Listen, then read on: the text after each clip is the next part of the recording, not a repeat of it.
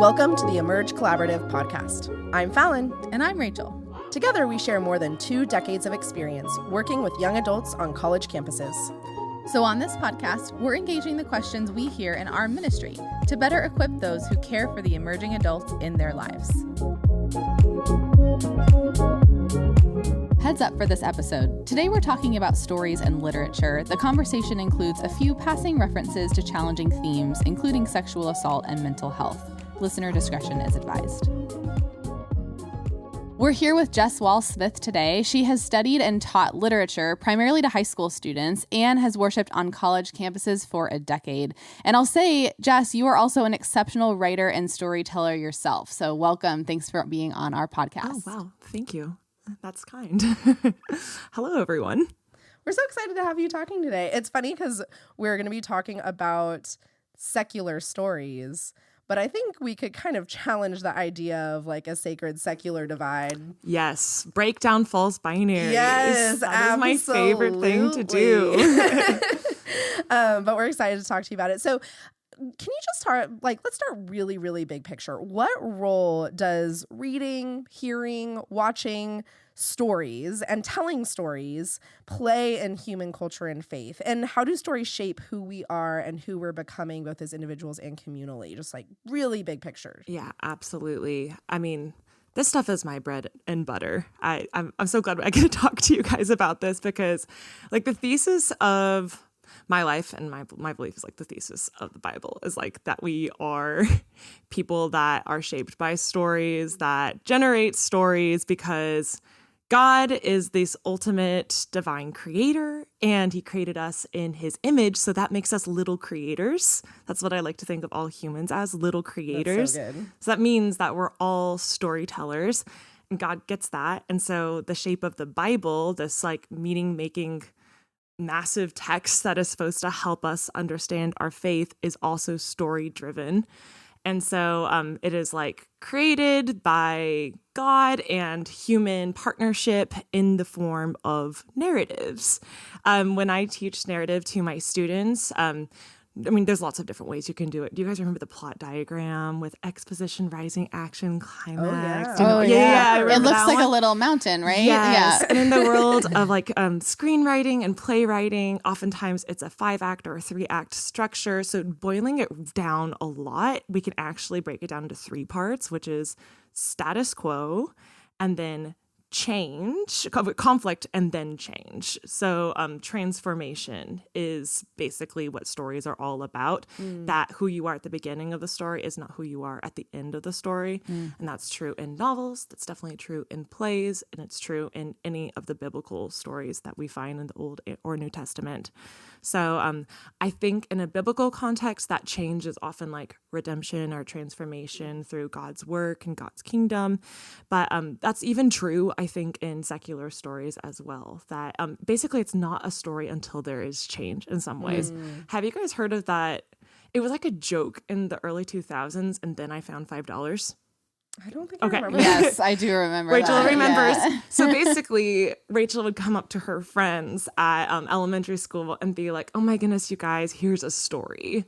Today, we got assigned math homework. And then Rachel's friends would blink at her and go, what? And then did you find $5? Because kind of the point is that wasn't a story. It didn't follow a structure. The transformation would come from Rachel's acquired wealth of getting $5 to buy her Bubba Yubba gum at the end of the day. That's exactly were you at my childhood? Because that's exactly what I would do. I went into your past and I saw that moment.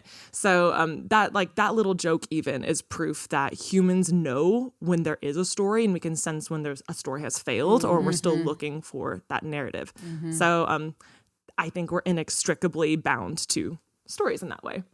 Yeah, that's super cool. I love thinking about it in terms of like when you were talking about all of the different stories that we have in the Bible having that change. But then it made me think like, oh yeah, and the overarching story of the Bible, like that's the hope that we have as people of faith, like as Christians, that the ultimate change is still on the horizon. It is remarkable that cool. Of all the ways God chose to reveal God's self, it wasn't through a list of commands or doctrines or promises like out of context. It was this beautiful, profound, epic story with a ton of stories inside of it. And like, how amazing is that? And that's how we get to know who God is.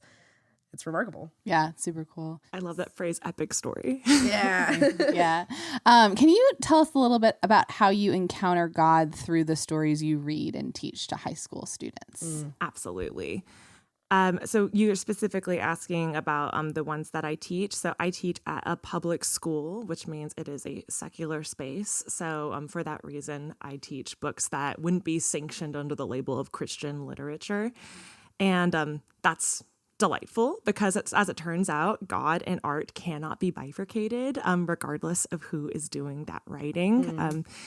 Stories are about identity. I always tell my students that every story written seeks to both ask and answer the question, who am I?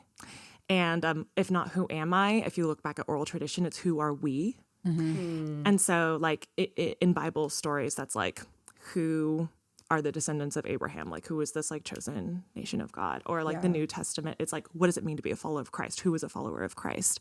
So that's how it works in biblical tradition. But who am I also works in literature. And I like to think of it as literature is full of lowercase truths that point back to, even inadvertently or on accident, capital T truths about what it means to be God's beloved. So these identity stories always point back to God. And they do so through, you guys remember this phrase from high school English, universal themes, right? Universal themes. They have to be a complete statement. Yes. That's what I remember. Yes, correct. Yeah. A topic versus a theme. A theme needs to have a little bit more heft to it. But I thought about some of the stories that I teach and started pinpointing universal themes in them. So Lord of the Flies centers sacrifice. There is actually a Christ figure in Lord of the Flies. It's actually wild. I have to teach my students in a secular space who Christ is. I have to talk about Golgotha. I have to talk about even like the imagery of a cross and what a crucifixion is before students can understand what is happening in Lord of the Flies, which is about a broken society, a microcosm of our broken world, and one kid that is able to sacrifice something for it. And at the end, the boys are able to survive and get off the island. Of course, they're escaping to another broken world, which is the rest of society. But William Golding there, in one way or another, is testifying to the power of truly like sacrificial love and the power of martyrdom. I remember something similar when I was in high school learning about Grapes of Wrath and having the same conversations where like the teacher had to, and I have no idea if she was Christian or not, but the teacher had to explain like the Christ character in Grapes of Wrath too. And so I remember that shows up as a theme in a lot of literature. Absolutely. Condemnation of abuses of power. Just open any Shakespearean folio. Macbeth is about someone that wants too much power and ends up killing to get to the top. And it's about breaking the natural order. So there's a good king, King Duncan, who dies. And Duncan is associated with flowers and trees and growing things and like that springtime, the natural state of the world. And then Macbeth brings all of this quite hellish imagery. And when Malcolm, the son of Duncan, gets reinstated at the end, there's like a reinstatement of the natural order. So, I mean, Shakespeare is writing out of a Renaissance time, which is, I would say, a non-secular society. I mean, it was a Christian society. So, I mean, if you just teach historical texts like that, they often point back to Christian themes. Julius Caesar would be another one of abuses of power. Hope and suffering. I mean, The House on Mango Street, the main character's name is Esperanza, literally means hope in Spanish. Right. And it's about a young girl who is trying to find dignity and strength in her small borough of Chicago that is often embroiled in some of just like the systemic factors that poverty can cause and segregation can cause. And she becomes a writer. So again, that idea of storytelling being a form of hope and transformation and even salvation for her as a character, that feels quite biblical to me, though you're not going to see that explicit kind of references in and House on Mango Street. I mean, I can keep going. Yeah. Yeah, totally. Throwback to English class. I'm Dangers like, of Pride with Frankenstein, devotion and what true love really looks like in Their Eyes Are Watching God, redemption and suffering, crime and punishment. I mean, It goes on and on. I don't believe that we can't find God in literature because humans are made in his image. So I just see all these little arrows and pointers and guideposts in the text that will kind of in many ways reflect biblical stories. And I found like even in dark media where some of those like hopeful themes are actually hard to find, it also reveals like the brokenness of humanity and the need for God. Why do those things make us so uncomfortable? Because we know that's not how it should be. And so even those stories that could be potentially dismissed as depraved or dark or whatever also reveal God's justice and love and grace and our natural inclination toward it to us too. Absolutely. I fully agree with that. The Bible isn't scared of darkness. Yeah, that's true. And it definitely leans into it because we are part of that darkness. And so if we're telling stories about humanity in partnership with God, that's going to be reflected there. And that it shows actually our need for God. Yeah. So you've talked about you gave us a really great overview of some of the books that you teach in your classroom to high school students. What's an example of a book you have read where that wasn't explicitly Christian, but where you saw God show up in the story and in your experience of reading that story? Yeah, I'm going to point back again to one that I teach my students. And I chose one that is banned for being profane, that historically, especially like Christian groups have resisted being taught in high schools. The Catcher in the Rye. I was trying to guess as you were saying. I was like, there are many books that can fall under this label. Yes. But I have been really touched by the teaching of this book in the last few years. Too Long Didn't Read, if you're not familiar with The Catcher in the Rye. It was written in the 1950s. It is about the Cold War. It's about status quo and the pressures of being a good little American boy, proving that capitalism works, that America is beating the Russians. And so to make this story very scandalous, our author, J.D. Salinger, portrays actually a boy who is unhappy in the status quo of an America that supposedly has everything to offer to a boy of his socioeconomic status and his cultural context, and instead is very, very unhappy. And so that alone was very scandalous for its time period. But then this is a boy whose younger brother died. And so very early in life, the kind of structure of rightness in the world has been disrupted. This world that's supposed to be good has done terrible wrong to him. It feels like a wrong and poisoned world. And so he becomes very angry. And so this is where people are frustrated with the book's amount of profanity or references to sex, of references to mental disorder, and he's a very angry, judgmental person. So when I read this as a high schooler, I kind of agreed with people that didn't want to teach this book to young people. I was like, this book has nothing good to offer. What's the point? This kid is so angry. He's so sad. And I feel angry and sad while reading it. And it's been really cool to teach this book on the other side and realize that Holden is so angry because he sees a world that could be right. He understands that this isn't it. He's looking around. He sees that like a young boy, like his little brother Ali, can die young, which doesn't feel fair, right? The world's not fair. His closest friend, this young woman, in some ways has been sexually abused by her stepfather. That's not right. That's not fair. He's witnessing classmates who engage in probably what is date rape. And he is very protective of those young girls that are in those vulnerable positions. He ends up with a sex worker who's like probably 14 years old. And he, of course, just wants to have a conversation with her. He's horrified that she has to be sucked into this life of poverty and desperation. And so throughout, especially teaching in this book, on the other side, I'm like, this is a kid that understands we're in like already, but not yet. Like this is not all that the world has to offer. And he's so sad because he's looking for meaning, for answers, for salvation, really.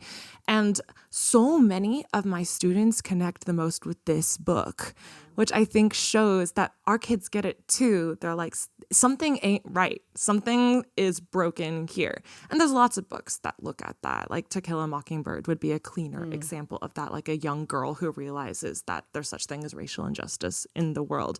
But Catcher in the Rye does it fully inundated in the mind of someone who is depressed, who is anxious, who is grieving, and who's mad.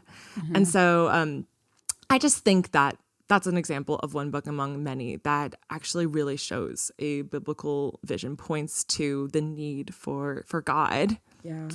And why are we banning it? That's such a shame to me. Yeah. And God is not so fragile that we have to protect God from those From kinds the Catcher in the Rye. Yeah. Yeah. And he's trying to catch kids that are going through the rye, which leads back to this Robert Burns poem that a young girl, Jenny, goes through the rye to have like a romantic liaison, which takes away her innocence. And Holden wants to be in the rye stopping those girls from doing that romantic liaison, stopping little boys like Allie from falling off the edge of the cliff, from dying. But sometimes that's not our job, to try to protect kids from innocence. He feels all this pressure to do so. But again, pointing back to, we have a God that can redeem us back to innocence. That's beautiful. That is beautiful. I'm really glad that you chose that example because I think as we're talking about finding God in these stories, there is a tendency to try to categorize something as like, oh, this is where you can find God. And I'm grateful that you showed us a story that I think a lot of people have felt nervous about, of like, well, how can we find God there? That actually that story has been where you have found God the most, because it's honest. And I do think that one of the things that I love so much about the Christian faith is that the Christian faith is honest. It's honest about the brokenness in the world. It's honest about the brokenness inside of us, and also offers us that hope. On the flip side of things, I think sometimes explicitly Christian books and movies can feel a little unidimensional, and Can not you define that? Ooh. I've only heard one dimensional. I feel very nervous that an English teacher just asked me to define a phrase on a podcast. Unidimensional meaning like one dimension. Yeah, they can be flat. Yeah. They can feel a little like the themes are... It's not very fulfilling or authentic or... It's a little reductionistic. Yeah, there we go. Contrived. I mean, If I could have had a feel like- partner in an English test, it would have been gone better. Thank you, Falon. I just like, this is such a good question, Rachel. Thanks for asking it. Because it's just like, I hear from so many young adults that either have limited themselves or felt like they have to limit themselves to Christian literature, but then like kind of as they open themselves up to other forms of literature, it can sometimes, like other types of music can sometimes make CCM feel a little flat. And same with like Christian books. I've picked up a couple and been like, it just feels a little flat and unidimensional. And I just don't really fully understand why when I read the Bible, it's this incredible, complex, honest, raw piece of art. Why is some of our Christian art and Christian writing, particularly Christian stories, movies, TV shows, of course there are exceptions, but like, why are they so, unidimensional? Yeah. I think it comes down to censorship and fear. I know that sounds really extreme, and I want to use like nuance here. Like some Christian media can feel this way, but I mean, I have been powerfully transformed in my life from like reading something like the Chronicles of Narnia. Totally. So I'm not going to lump everything into this category. Yeah, let's not put C.S. Lewis in this category. Please, or Lord of the no. Rings. The most celebrated of Christian fiction authors. We're not talking about Tolkien or Lewis. Yeah. Yes. Tolkien, who I actually teach in my secular space of public school. Yay. The Bible isn't censored though. So rape, murder, and slavery happen in the Bible and make us squirm, and actually have made us struggle for so many centuries afterward. But that contending process is part of the reason we connect to it. We feel it, like you said, Rachel, in its honesty. And I think the dishonesty that comes from some Christian content is this need to sanitize or redeem all the darkness, when some of like the darkness that you read in the Bible isn't like overtly in that story sanitized or redeemed. You just read something hard, and you have to trust that the bigger biblical story is going to redeem or transform it. But there's not like an X plus Y equals Z kind of formulaic promise of everything in that moment being righted, which sometimes you find in like a Christian romance book or something like that. Only the good or only the transformative or only the hopeful isn't human. Mm-hmm. And we generate meaning through a knowledge of pain and suffering. We know what up is because we know what down is. We know what suffering is because we know what peace and harmony looks like.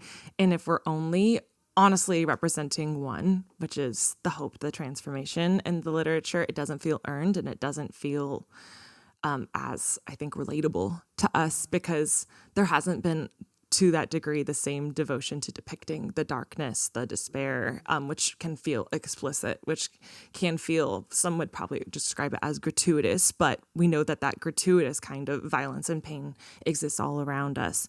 So unless we're willing to dig into it with the same fervor that we dig into the transformative and hopeful moments of the story, it's going to feel imbalanced and it's going to leave us feeling dissatisfied afterward. Yeah. I remember reading, I've only picked up a handful of like explicitly, Christian novels. But I remember the first one I ever picked up, I was reading, and at the very beginning, she gets an abortion and the doctor says, by the way, it was a girl. And then she like leaves and it's like, that would never happen with an abortion. And, and I think like what I saw there and what I've seen in other Christian storytelling, especially like fiction, novels or movies, is even the sin itself, so to speak, is presented unidimensionally, that there's black and white, good and evil, wrong and right. And oftentimes even our experience from sin is more complex. It's not just that we need to like earn the hope, but that like wrestling in the midst of the darkness where it's like sometimes a good path isn't super clear. And I think one of the reasons why like Christian storytelling is also not fulfilling for me is not just because the hope is and the redemption doesn't feel earned, though I think I really appreciate that observation. It's also the difficult choices we have to make. Yeah. It doesn't feel like they're really honored in how difficult human life is and discerning God's will, God's presence, what it means to follow Jesus in a given context or circumstance. Like human life is so messy. Mm-hmm. That's really good. Like Crime and Punishment, which is written by a Christian author, but is not explicitly Christian. Raskolnikov kills his landlady in like the first third of the book, maybe even sooner than that. And then most of the time he is struggling with knowing he's committed this crime but hasn't received punishment. Do I turn myself into the police? At the end, he toils away in Siberia for years and years and years. And at the very end, finds his way to redemption, but most of the book is really, really messy and bogged down in murder and guilt and then years of punishment that aren't immediately sanitized or redeemed. And you're just grinding for hundreds and hundreds of pages through this Russian tome. I mean, Dostoevsky, like famously like long-winded, but that's life. Like life is long-winded. And I like that you say that like, we're not getting from point A to point B to suddenly convert readers. We're just sitting in the complexity of the human experience. And I remember that book so much more clearly in my head. Like I just like remember sitting there in Siberia with Raskolnikov, like with a blistered hand and a shovel, just like toiling day after day after day, than I do of some other Christian media that delivered that in a clean hour and a half of a short movie. Yeah.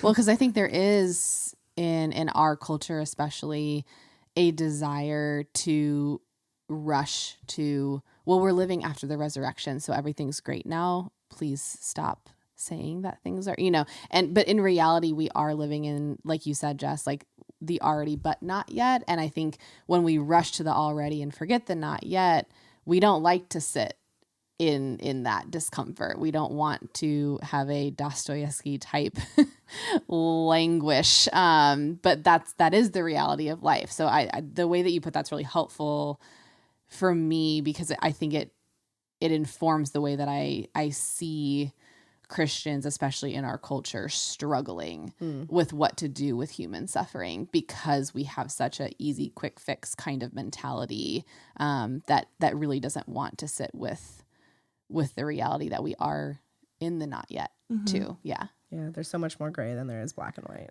But I find the stories of suffering so much more comforting because they're validating. My students are more likely to pick up and actually read the books that relate to them. And the books that relate are the ones like Catcher in the Rye that get dirty. They get down in the dumps. They go into the mental illness. They address it right there. They make it obvious. They make it so that students can see themselves in the text. Yeah. And that's something I really appreciate about books that are willing to quote unquote go there. Yeah. And not just go there and say like, yeah, it exists, get over it, pray it away, like and like rush, and make it black and white, but actually wrestle with it, and even finding God in the midst of it, not just on the other side of it. Yeah, God is so in Siberia with Raskolnikov. Totally, yeah. One of the things you said earlier on in the podcast was this reality that every story is wrestling with this question, who am I? And who are we?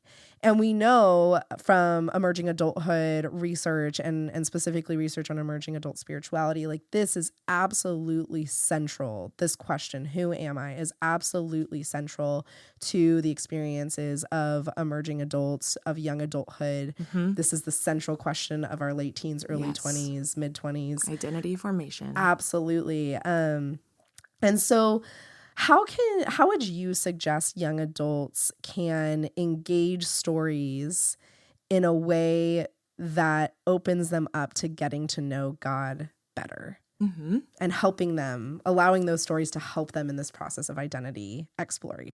Yeah. Well, there's comfort right away in that we live in a world where we don't just have one text we read, the Bible. The canon, while they're not canonized, many important books have been written since the Bible. And so I think that because we live in 2025, as we're recording this podcast, we have to be honest about that we don't live in the same context of when Jesus lived or when the Old Testament writers lived. And if you live during that time, reading the Bible would validate and it would help really answer a lot of those questions of who am I directly within your lived reality. And since then, so many authors who have been knit together in their mother's wombs by God, have been put here on this earth to continue answering that question and to offer windows and mirrors into the who am I question for other people living now. Windows and mirrors is a really helpful tool I offer to my students that sometimes we read because we need a mirror. You need someone that says, I've been there too. And I might share your racial background, or I might share your gender, or I might share your socioeconomic status, or I might have grown up in the same hometown as you. And here is a mirror. I've lived it. And you, when you feel that, when you experience it, that pain, that joy, like you're not alone. We need mirrors. And sometimes you can find mirrors in the Bible. Sometimes you have to look more closely to find them. But of course they exist all over it. And then we also need windows. That is when you're reading something, a who am I narrative that isn't your who am I. It's someone else's, because more people exist in the world than just you. Shocking sometimes. And so those window narratives are just as important. So I would encourage young people to seek out modern windows and mirrors beyond just those in the Bible, because though they're not formally canonized, they're really important. And if you feel yourself struggling to connect to the Bible, maybe give yourself permission to read more than one text. Don't be looking for always those official labels. We don't get them anymore. We haven't canonized anything else. And so we just need to read with discernment, and we also need to read with a sense of wonder. Read people you disagree with. Read people that that offer windows into an upbringing or a location or time period. Yeah, read things from other time periods that give you a better sense of all these people that God has knit together and placed on our earth to offer something of value to us. Read with that sense of wonder, young people. So can you speak a little bit about how those windows expand our empathy? Oh, absolutely. I've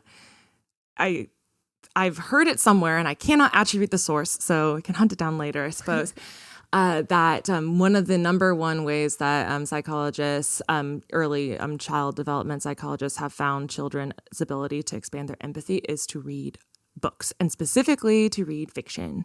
Fiction provides us the ability to walk in someone else's shoes, someone else's who am I story. And just by way of reading that story, we empathize with the protagonist or narrator. It's actually beautiful how quickly humans are able to find themselves in the narrator. I think something in our brains is actually designed to pick up on that. This is a side point, but if you read watch an anti-hero movie, whoever you see on the screen first, you start rooting for. So if you see a thief in the first shot, you're rooting for the thief actually to pull off the heist, not for them to get caught. Like, isn't that amazing? Wow. Yeah. So our empathy is ingrained into us, and the more you read, the more you build that empathy. You read on the first page, I walked into the store and everyone looked at me, and suddenly you are the person being gawked at in that store for whatever reason, and it forces you to have to wrestle with the fact that people have different experiences than you, have different emotional lived realities, and it builds you a sense of compassion toward them. It's remarkable that we have 80-ish years on this planet to live, which is just a blip. And that's only if we're lucky. Yeah. And that's just like a blip. It's just such a tiny amount of time. And there's so many other stories and life experiences and perspectives that various factors about who we are, when we're born, the language we speak, the culture we have, the family Who's our mom? Who's our dad? Yeah, like that limits our experience and understanding of the world. And what a gift to be able to step into the hearts of others. And I think of the word that is used in the Gospels when Jesus feels compassion. He feels what they are feeling is the literal translation of that word. When Jesus has compassion on someone else, he experiences what they're experiencing. And what a gift that stories allow us to have that kind of compassion, to experience what other people experience. Yeah. And unfortunately, it's a dying art, reading. Yeah. And so it's something I feel we have a need for more than ever. And books are better than movies because you have to actually read that I statement over yourself in a way you don't have to when you see a film, which could be shot in first person, but rarely is. Yeah, that makes a lot of sense.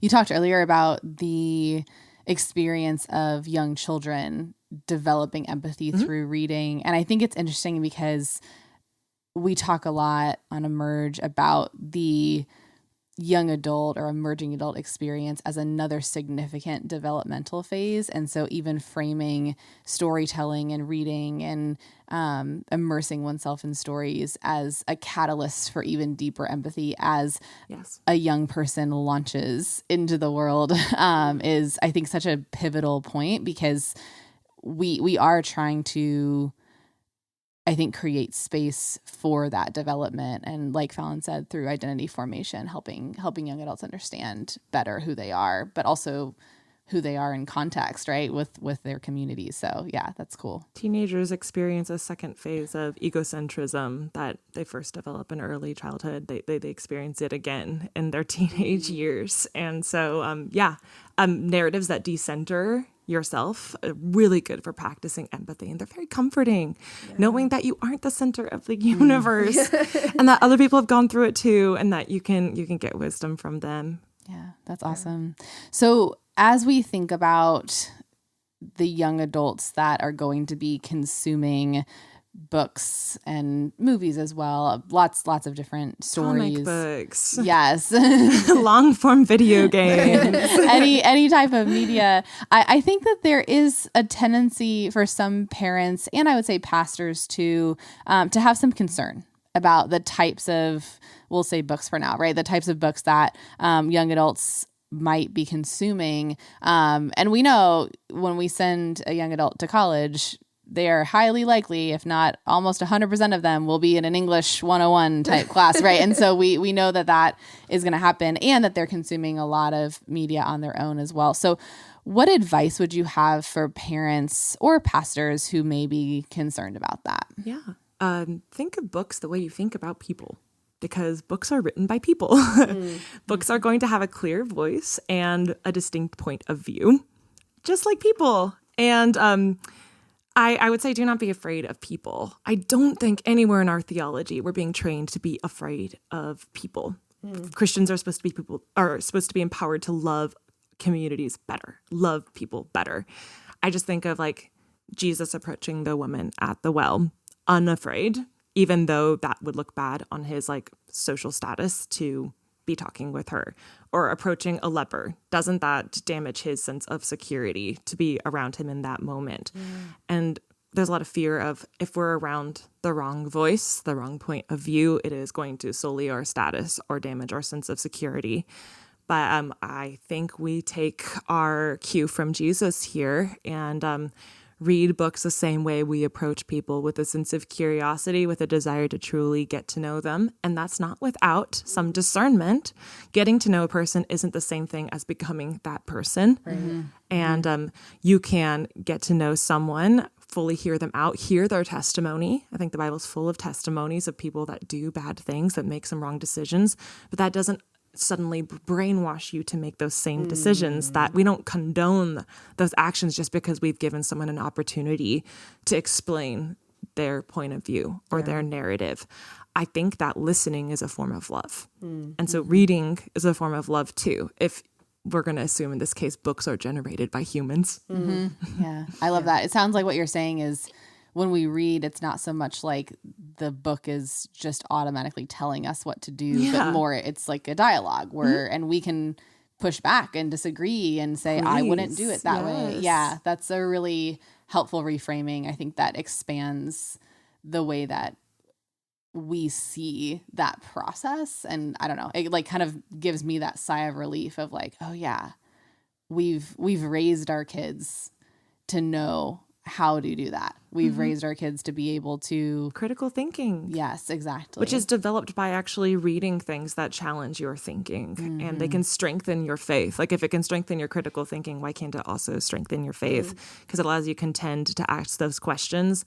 And when you come to the answers, you come upon them a little bit more authentically and with a little bit more complexity. Literature isn't simple.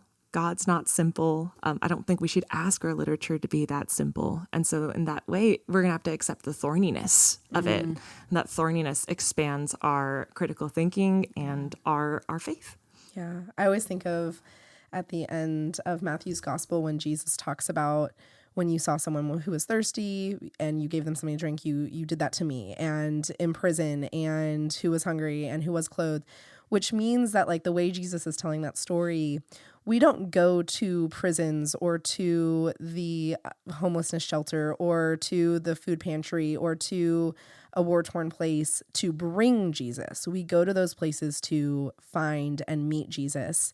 And stories give us a way to do that without ever leaving the comfort of our home, is to go meet Jesus in places that we don't expect to find Jesus. Right, because books aren't just like a manifesto of ideas, but they're the outpourings of someone's heart. They're humanity.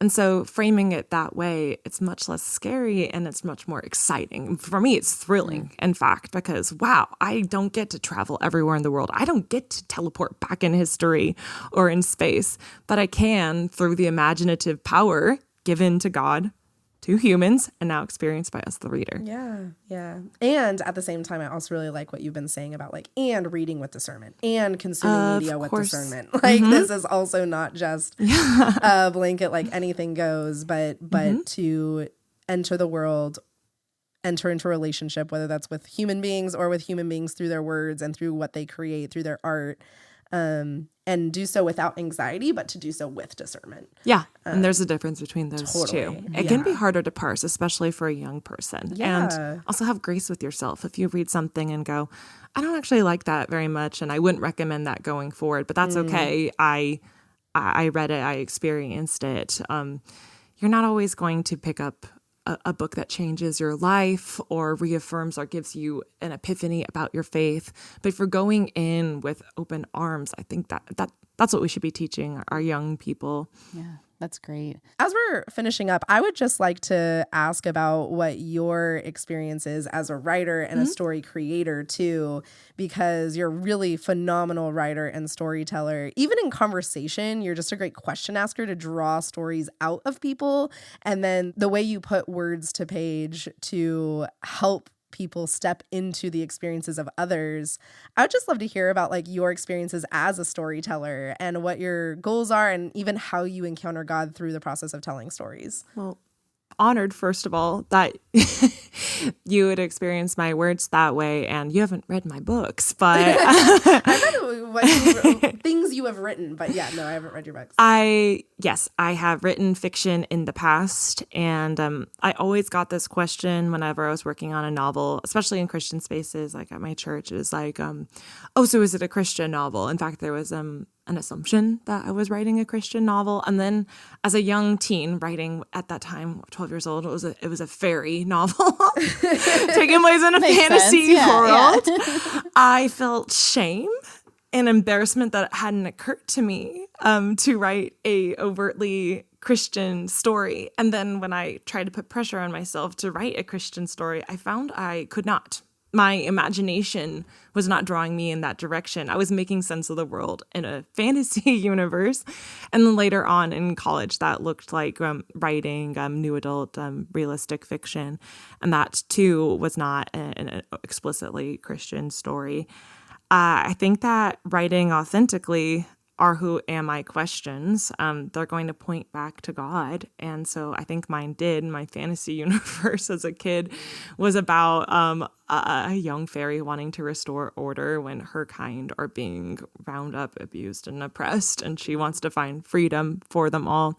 And my realistic fiction novel that I wrote in college was asking questions of are we just an amalgamation of our past? Can we outrun our past? How important is it to hold on to our past when creating a new future looking at a couple of core characters who all have their own traumas and mistakes. And I'm kind of coming up with this conclusion that we are our past and more than our past, which is a very biblical idea as well of this idea that we're constantly being transformed. But God created us in these unique bodies with these unique surroundings. He doesn't want to just wipe our slate so clean that we are anonymous, but he like gives us these identities. So that identity work in story, I've just encountered in my own life. For it to be authentic, it doesn't expressly have to have, a lamb that is slaughtered or a character named Esther or whatever it is that makes it Christian. I don't know if that answers your question. No, that's fantastic. I love that. I just wanted to hear a little bit about your process for telling stories. Yeah, I to this day, I don't know what it is that makes it really hard for me to write. Whenever it's overtly Christian, I get writer's block. I don't know what that is. I think it's like trying to put parameters on my imagination, but my imagination is of God. Yes. So and like what you said before, it's not only is your imagination of God, but all of the themes that you're describing point us to God. Yeah. So, yeah. I like to think so. Well, Jess, thank you so much for this conversation and for your wisdom, taking us through what it looks like for you to teach young adults all about how to take in stories, and also teaching us along the way how to be better readers and consumers of stories so that we can find God and better understand ourselves. That was a really lovely conversation to have with you, and we're grateful that you were on the podcast today. Thanks for having me. This was wonderful.